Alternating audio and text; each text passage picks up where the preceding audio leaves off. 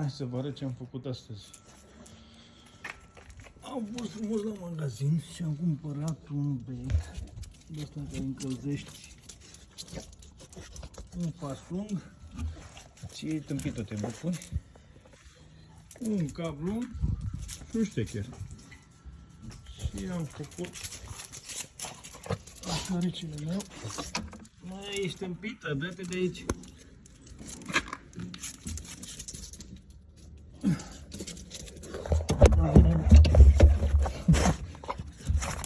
Place că e caldă, îți place că e caldă, îți place că e cald, e lung.